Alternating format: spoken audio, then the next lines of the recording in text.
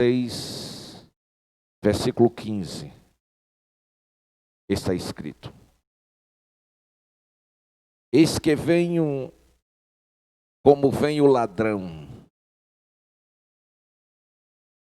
Bem-aventurado aquele que vigia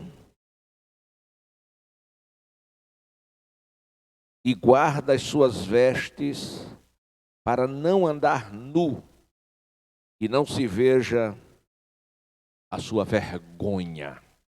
Amém. A Ele glória, majestade, poder e louvor para sempre. Bendito seja o nome do Senhor Jesus Cristo. Amém. Em outra tradução, a que estou agora é de Scofield, diz: eis que venho sem demora, guarda. Bem-aventurado aquele que vigia e guarda as suas vestes, para não andar nu e não se veja as suas vergonhas. Meus amados e queridos irmãos, nessa revelação de Deus, dado ao apóstolo do amor, apóstolo João, ele traz da parte de Jesus Cristo 3 grandes advertências. A primeira, ele fala de brevidade. A segunda, de vigilância. E a terceira, de santidade. Estas palavras foram proferidas pelos lábios sacrossantos do Senhor Jesus. Observe as advertências que são tão necessárias e precisas para esta hora, para este momento. O momento em que a igreja vive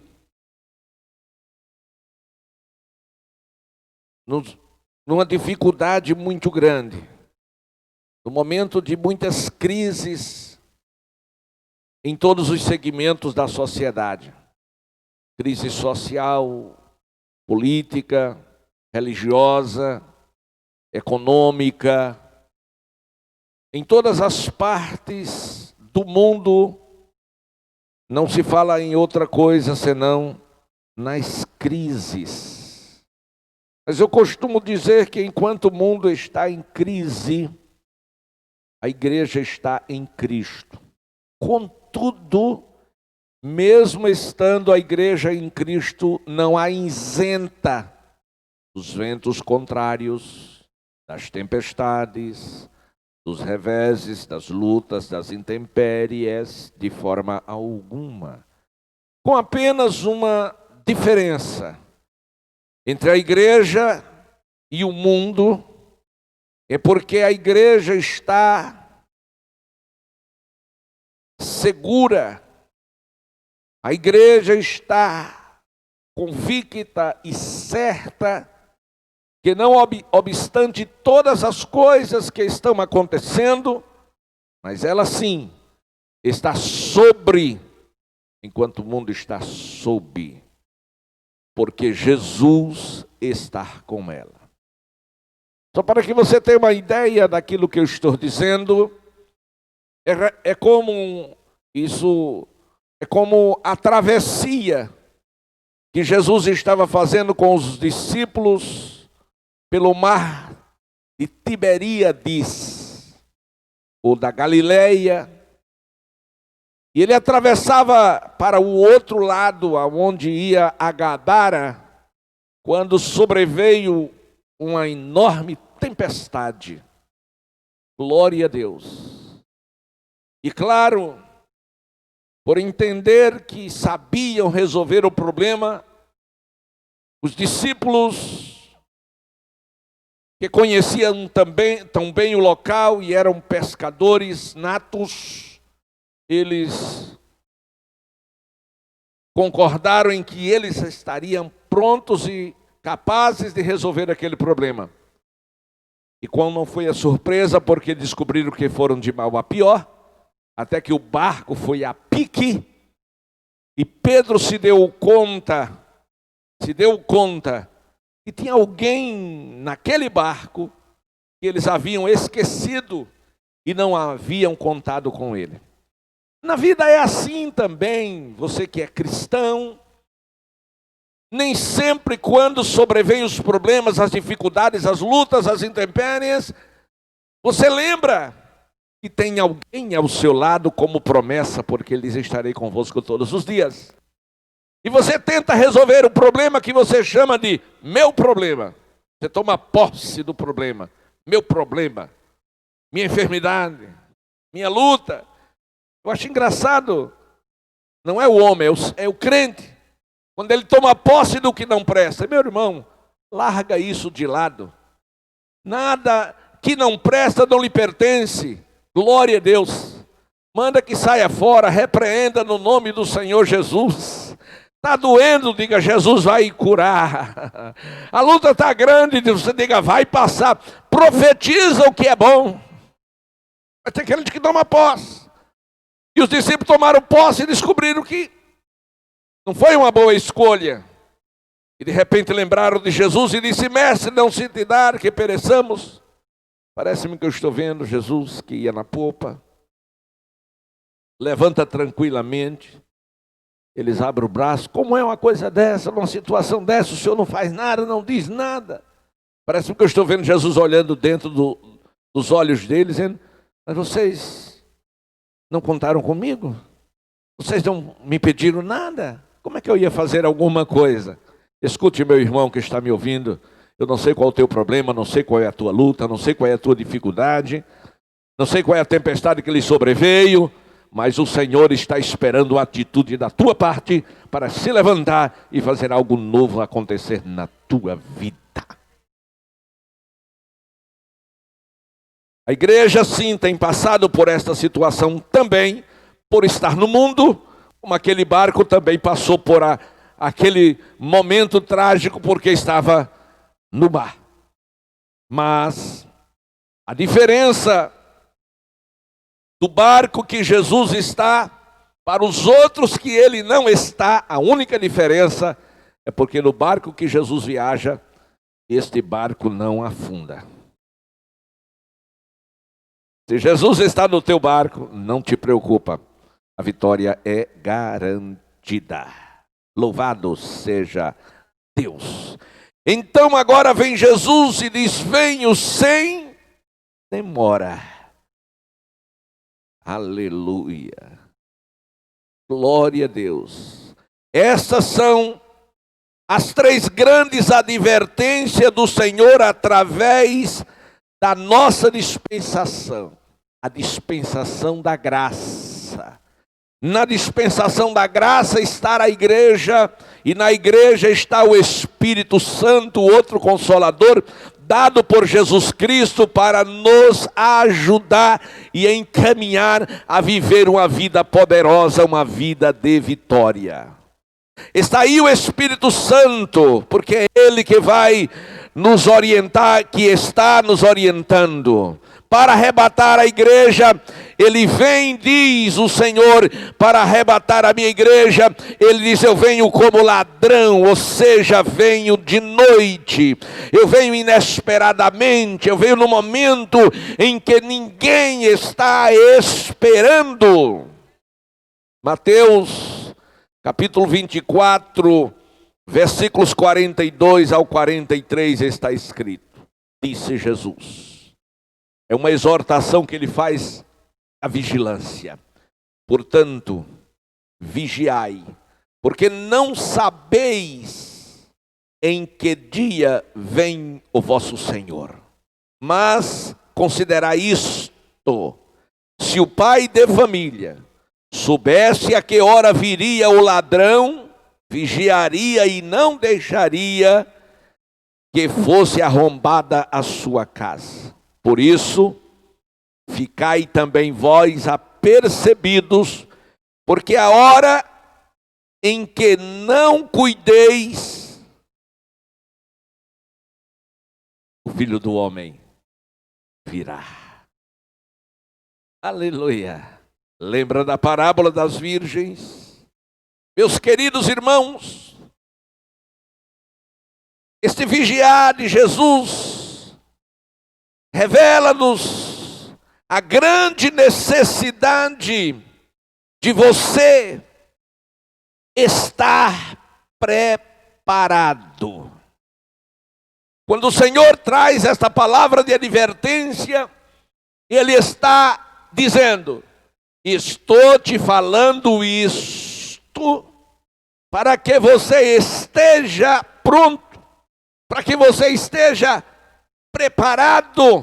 Louvado seja Deus.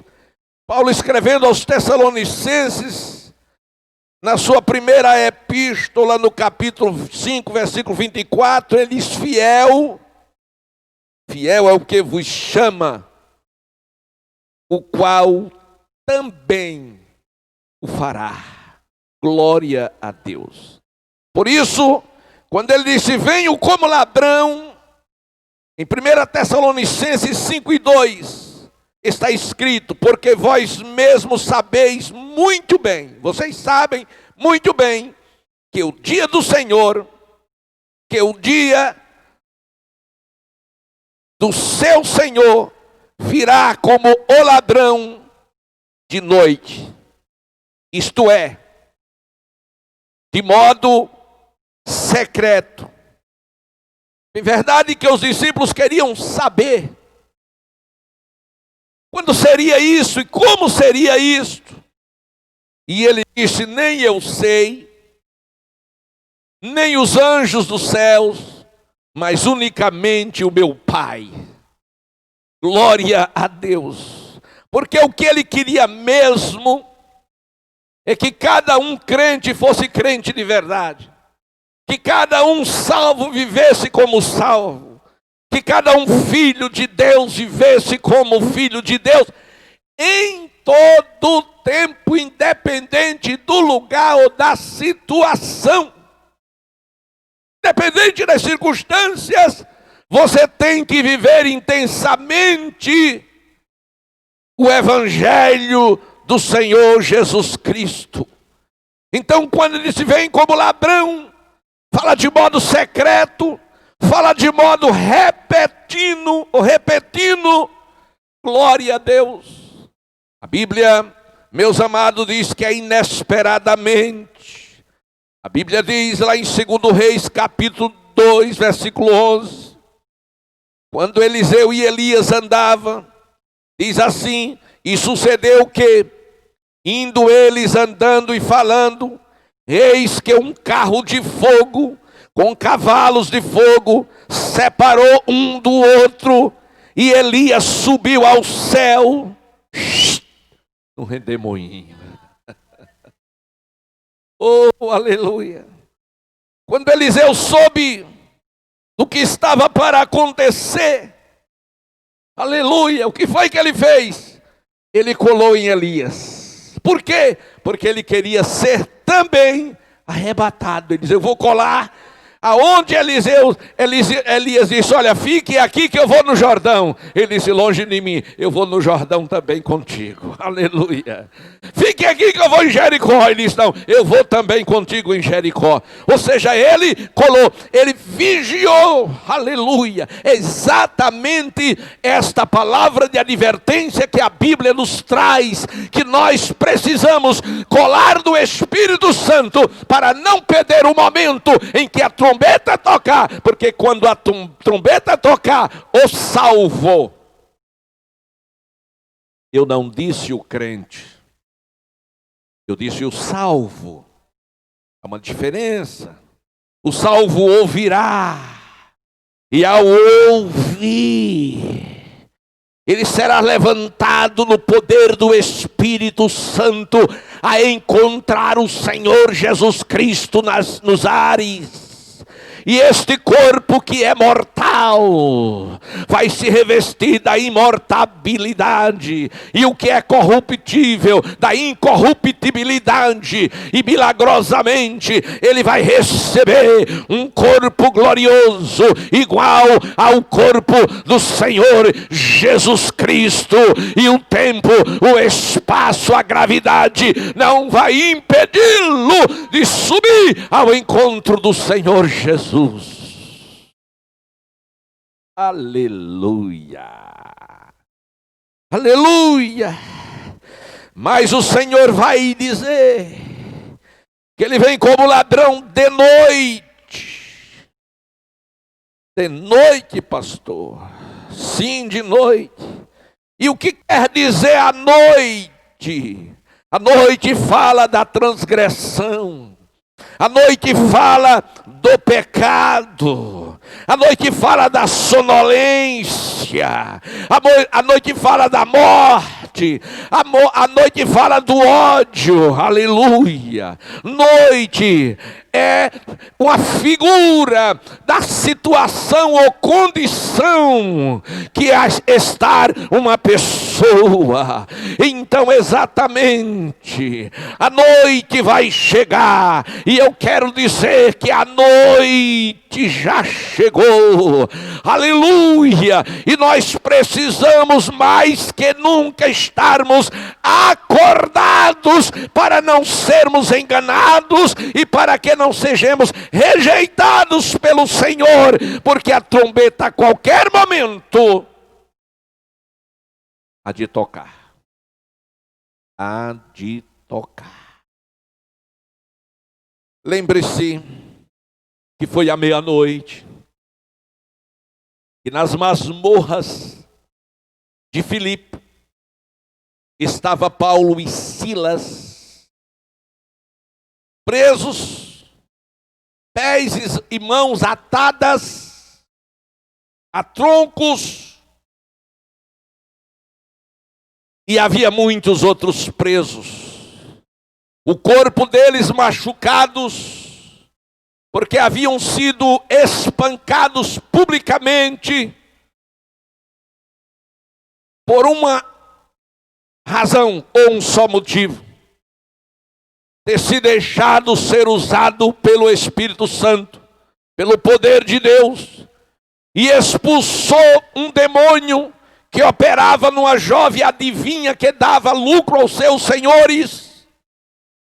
E quando ele expulsou o demônio daquela garota, ela se converteu ao Senhor Jesus, e isto impactou e gerou, ou foi promovido, uma sedição ali em Filipe, porque os senhores dela criaram uma situação aonde comoveram aquela multidão a irem contra a eles, os missionários, Paulo e Silas, por pregar o evangelho. E sem nenhuma análise, sem nenhuma razão, sem nenhum entendimento, aquele povo brutalmente os espancaram. Glória a Deus. Aquilo foi uma noite na vida daqueles homens que foram levados e encarcerados. Mas a palavra de Deus diz que o choro é uma noite, mas a alegria vem ao amanhecer. E sabe o que aconteceu naquela prisão? Naquela prisão eles não reclamaram, não murmuraram, não criticaram, não disseram que ia entregar as credenciais e que não queria mais fazer a obra de Deus. Somente os fracos desistem na hora da luta, na hora da perseguição. Se você já pensou em deixar para trás a tua chamada, se você pensou em desistir, acaba com isso. Levante a tua cabeça, porque muito comprida será a caminhada e ainda existem muitas terras a serem conquistadas. Escute, o mundo está em desespero. Os homens não sabem mais o que fazer e estão exatamente desesperados, e a única esperança para esta geração se chama a igreja do Senhor, que por um pouquinho de tempo ainda está na terra, mas ela vai ser arrebatada.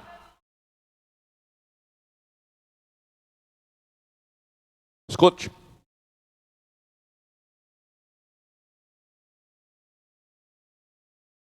O anticristo, ele já começou a operar sorrateiramente, mas ele já não dominou tudo e já não estabeleceu o seu reino e governo por um só impedimento: a igreja.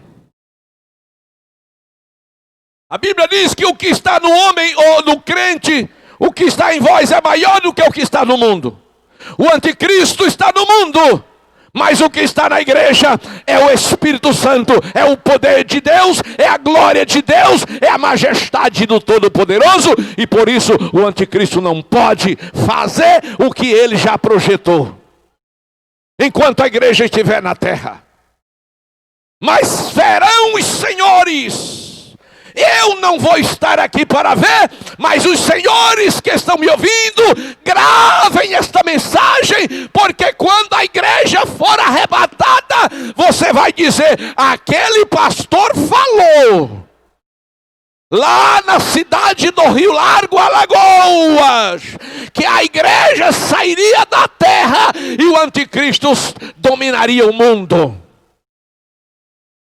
Se dominará como se fosse o solucionador do problema. Como será isso? É simples. Você sabe quantas nações estão desesperadas por maus governos e o povo revoltadíssimo?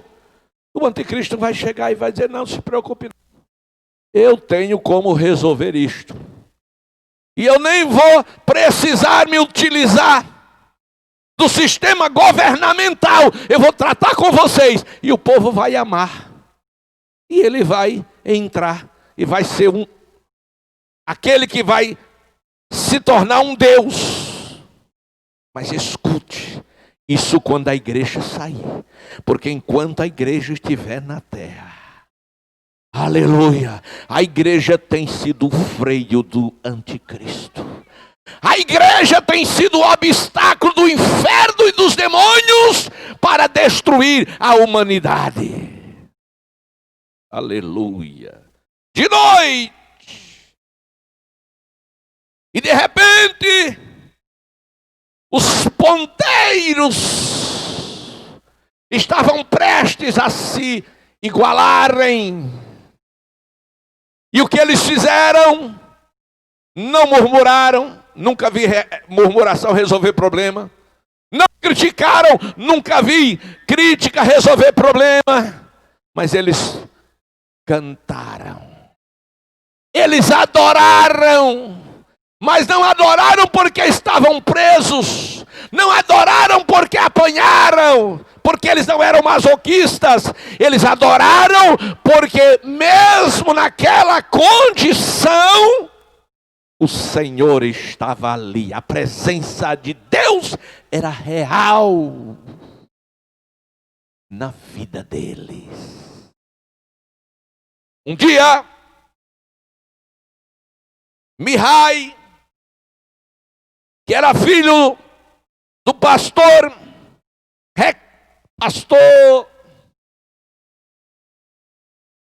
esqueci o nome dele, mas ele estava na Rússia, por ocasião do comunismo, preso porque pregava a palavra de Deus, e ele escreveu um livro, Cristo em Cadeias Comunista.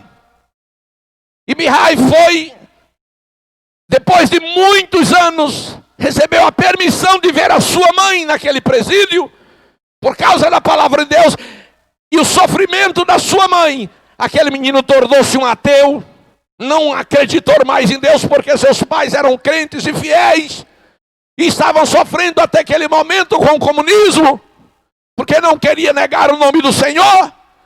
E depois de muitos anos ele recebeu a permissão, e quando chegou lá, encontrou uma mãe cadavérica, muito magra, e ela, quando o viu, o abraçou e o beijou.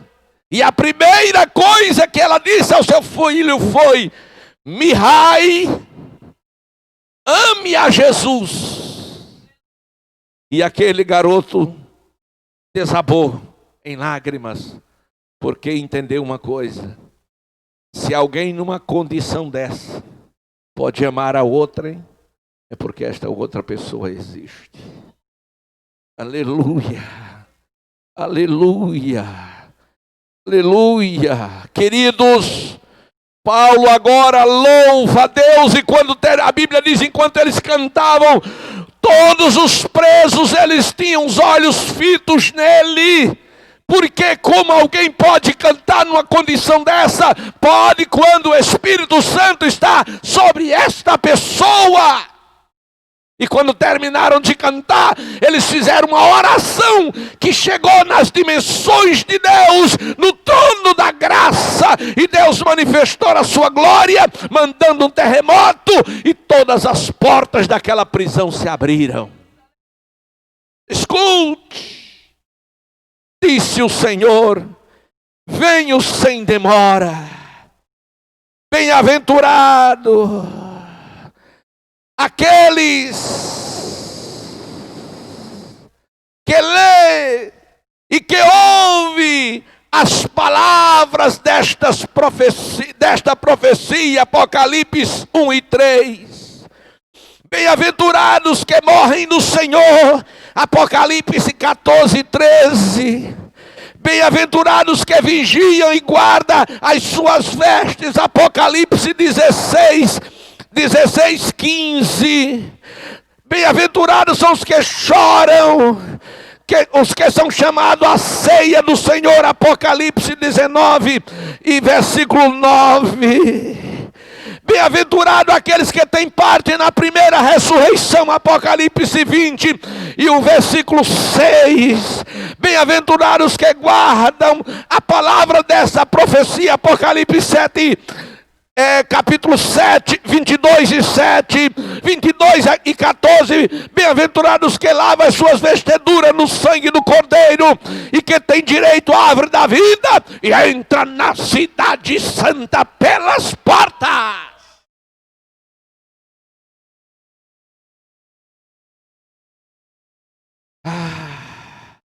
A primeira advertência é que você vigie, é brevidade, porque Jesus está voltando. A primeira advertência é que ele vem, é brevidade, ele vem como ladrão. A segunda advertência é vigiar e guardar. Apocalipse 3 e o versículo 11. Escute, deixa ler para você. Venho sem demora.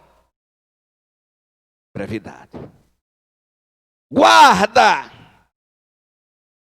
Aqui na minha tradução diz conserva. Guarda o que tens, para que ninguém tome a tua coroa. Não se guarda o que não tem. Não se guarda o que não tem. Só guardamos o que possuímos, o que temos. Glória a Deus. E na minha tradução de Scofield diz o seguinte: conserva. Só conserva também aquilo que se tem. E eu achei interessante a expressão, a tradução de conservar. Quando eu li conservar, me lembrei do sal. O sal tem este poder de preservar, de conservar, para não apodrecer. E me lembrei de Jesus, pastor Márcio. Jesus disse: tende sal em vossas vidas. Para quê?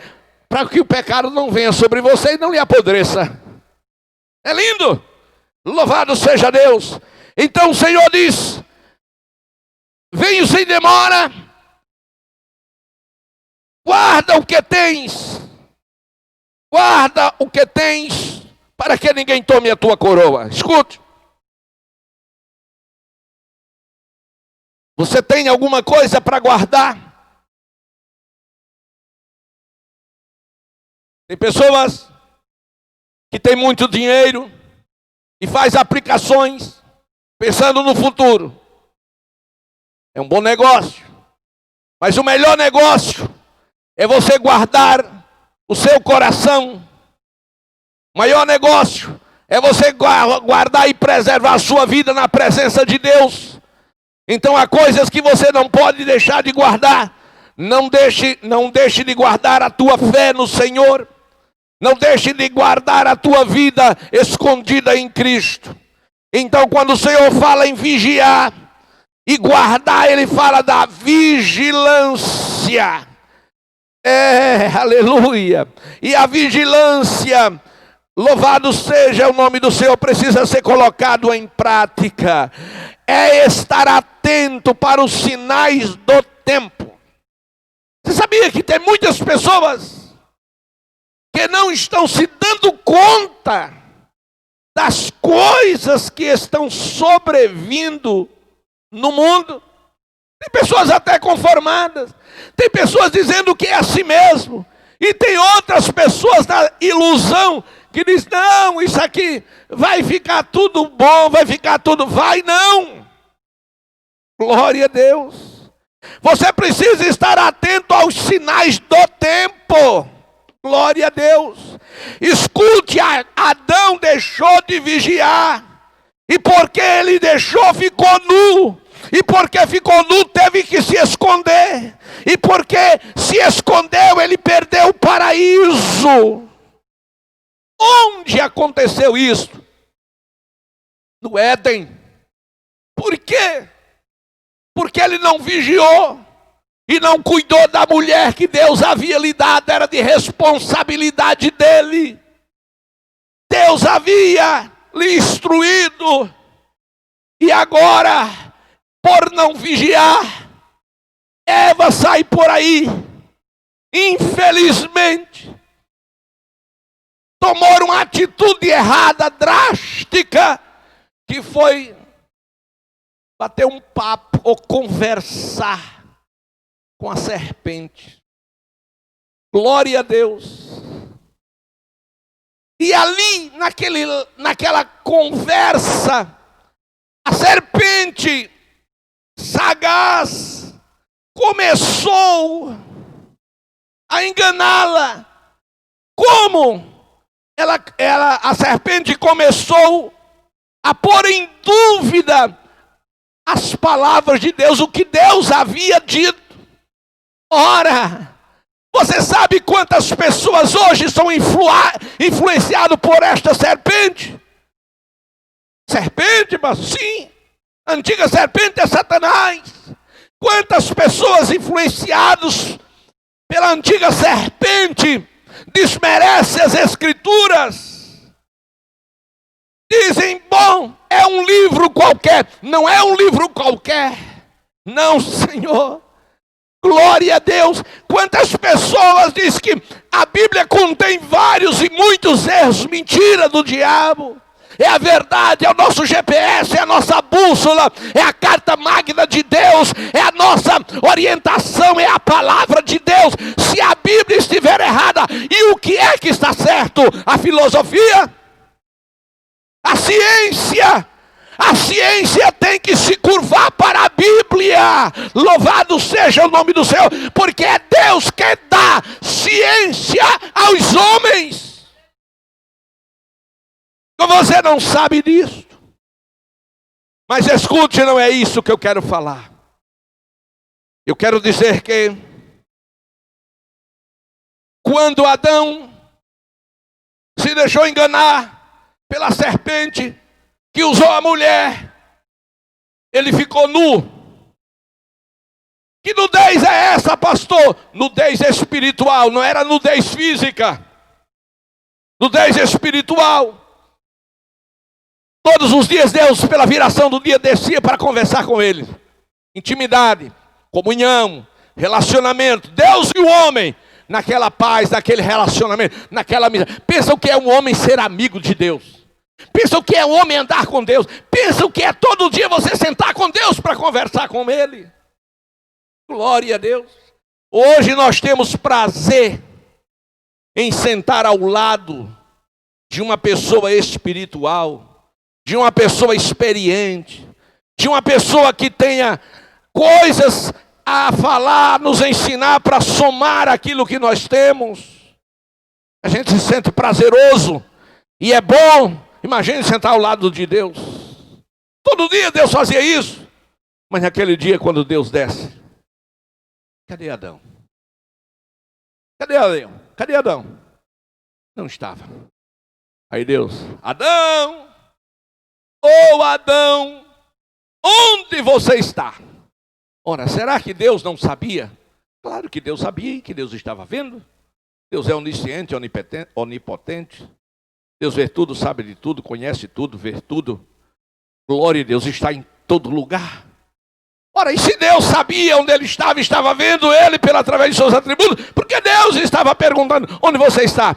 É porque Deus respeita o meu livre-arbítrio, o teu livre-arbítrio, e Deus estava apelando para a consciência, porque Deus sabia o que ele tinha feito. Deus te conhece, sabe o teu endereço, sabe o que você anda dizendo e falando.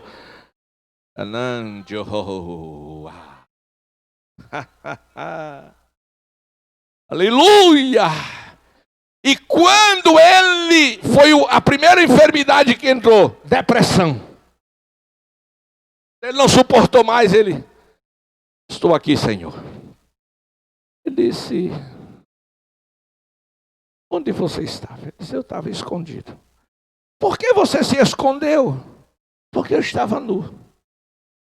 Quem foi que disse que você estava nu? Olha as 3 perguntas. E o tempo já está esgotado. Eu tenho 2 minutos só. Não dá tempo para explicar os detalhes disso. Mas numa outra oportunidade, essa live você ouvirá. Isso com detalhes. Aleluia! E por conta daquele pecado, o homem estava profeticamente destinado à morte. Porque Deus disse, olha, lá tem uma árvore que você não pode do seu fruto comer. Se você comer, certamente você morrerá. Ele havia comido. E ele estava morto para Deus. E para que ele não fosse, para que ele não morresse segunda vez e terceira vez, Deus, está escrito, Gênesis 3:21, e Deus os vestiu. E para Deus vestir o homem, precisou de um animal ser imolado. E veio a justificação de Deus pelo sangue do Cordeiro. Glória a Deus. Foi aí que lá aparece Jesus no Jordão e João para e diz, eis o Cordeiro de Deus que tira o pecado do mundo. Chegou alguém que vai tirar o pecado de todos os homens. Glorifique a Deus. Escute. Vigiar e guardar. Muitos hoje, dentro da igreja, estão perdidos. Hoje nós temos cristãos perdidos longe da igreja. Quer nem saber, nem quer vir para a igreja. Outros perdidos perto da igreja. E outros perdidos dentro da igreja. Mas escute. Glória a Deus. A Bíblia fala sobre a multiplicação da iniquidade e o amor de muitos se esfriaria. Vivemos este momento. A Bíblia fala da frieza espiritual que tem acontecido em muitos lugares. Igrejas frias, crentes vazios, que não dão glórias a Deus, nem aleluia, são mortos espirituais. E temos outras igrejas que são formalistas e pessoas que são usadas e tem apenas a questão do intelecto, do conhecimento, mas vazio de Deus. Escuta. Igrejas, crentes mundanos, crentes sem temor de Deus. Mas Deus prometeu para Israel uma terra que emanava leite e mel. Mas para que eles entrassem na terra que emanasse leite e mel, era necessário Era necessário que do Egito eles não trouxessem nenhuma unha. E eles precisavam sair do Egito. E sair do Egito significa deixar o mundo, deixar o sistema diabólico implantado por Satanás. Sair do mundo significa abdicar o nosso ego, o nosso querer, a nossa vontade, para que se cumpra de Deus a vontade dele na nossa vida. Sair do Egito, ter vitória sobre Faraó, que é a vitória que a igreja tem sobre Satanás. E sair do Egito, ter a vitória sobre o mundo e atravessar o mar. O mar fala do batismo, dos sinais que seguem aqueles que crê.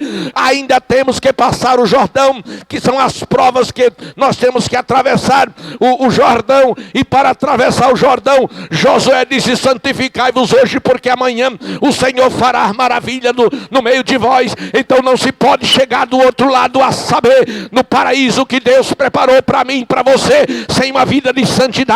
Santidade para atravessar o mundo sem pecar, sem se contaminar. Santidade para ver a glória e senti-la, experimentá-la. E santidade para ser cheio do Espírito Santo.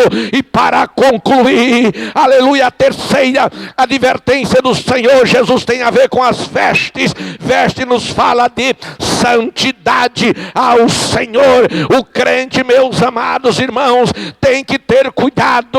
Santidade está ligado a veste, e veste tem a ver com doutrina da santificação.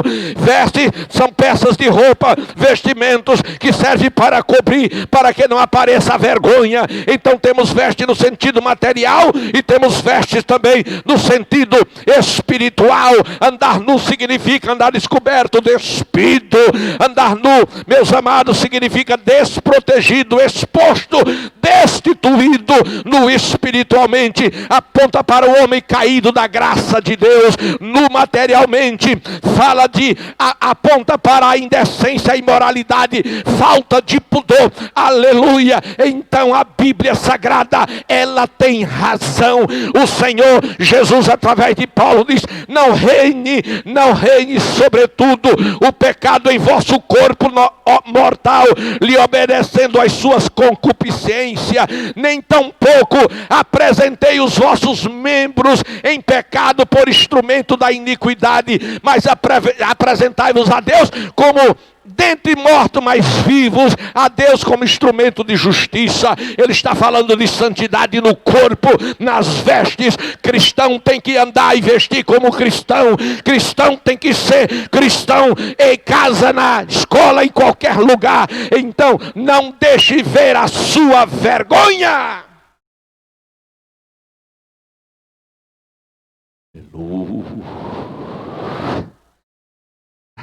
Se você está no hoje, Jesus Cristo quer te vestir, assim como vestiu Adão. Mas ainda Deus veste e ainda Deus reveste. O vestir no sentido literal, aleluia, é cobrir-se, proteger o corpo, para não atrair a ninguém ao pecado do nosso corpo. Glória a Deus. E vestir-se espiritualmente é cobrir-se contra Satanás, ser protegido por Deus através de uma vida limpa, pura, sem mentira. Glória a Deus. Sem falsificação. E Deus veste e Deus reveste. Ou seja, Deus salva,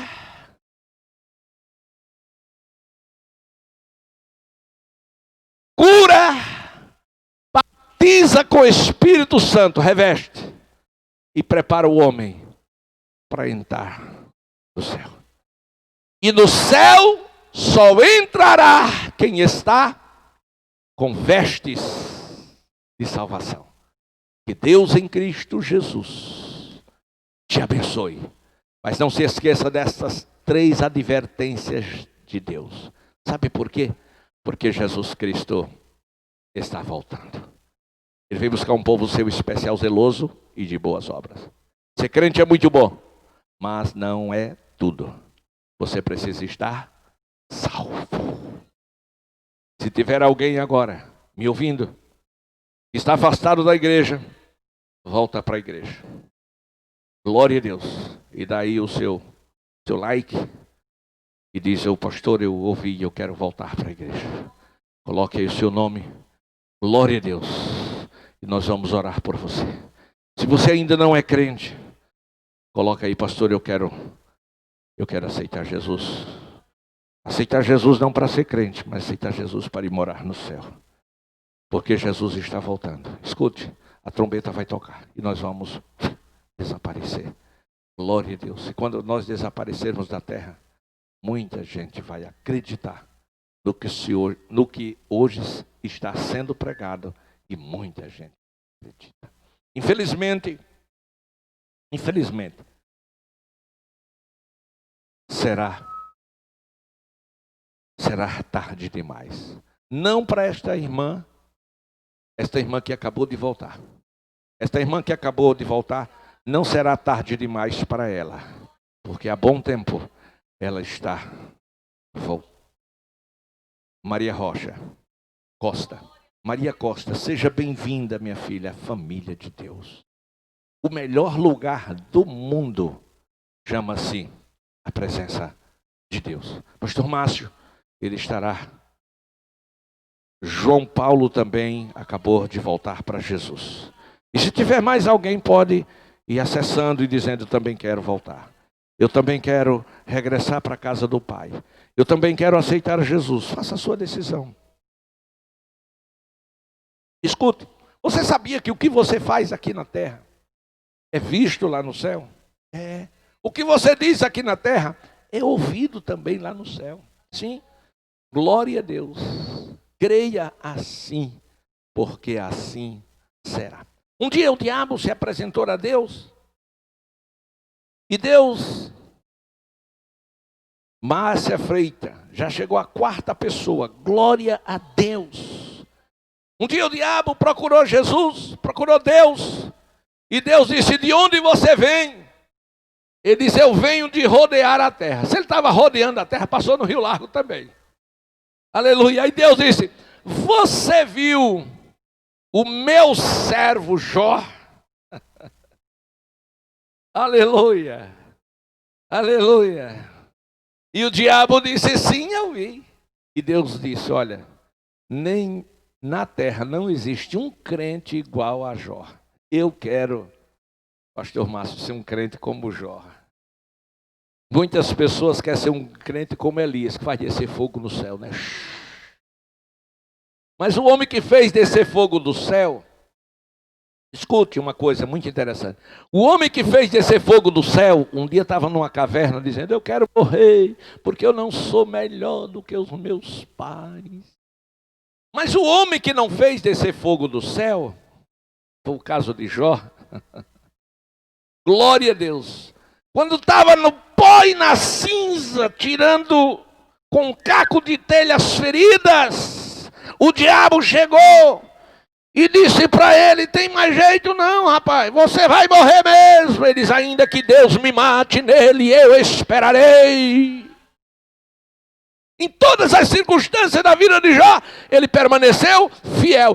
E até os seus amigos, os que ficaram, foi só para acusá-los. E Jó fez o quê? Orava por eles. Você vai ver lá nos últimos capítulos, capítulo 42 de Jó, que Deus reverteu a situação de Jó e deu em dobro tudo quanto ele havia tido, enquanto ele orava pelos seus amigos. Glória a Deus. Aquilo é que era um crente. Eu quero ser um crente, Márcio, como Jó. Glória a Deus. Prefiro ser um crente como Jó do que um como Elias. Aleluia.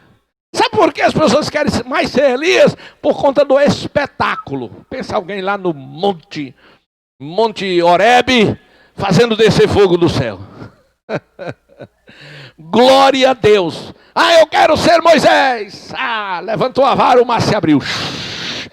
Passa todo mundo a pé enxuto. Pode pisar porque a água não está molhada não. Está sequinha para levantar poeira na cara de Satanás. Eu quero ser como Moisés. Mas a Bíblia diz que Moisés não foi permitido entrar na terra prometida. Porque Deus falou com ele para ele falar com a rocha. Ele desobedeceu a Deus e bateu na rocha. Oh, aleluia. Está aqui, o meu cartão. Meu cartão. Glória a Deus. Mas, amados irmãos, 4 pessoas para Jesus. Isso. Mas estou esperando você. Pastor Márcio, você.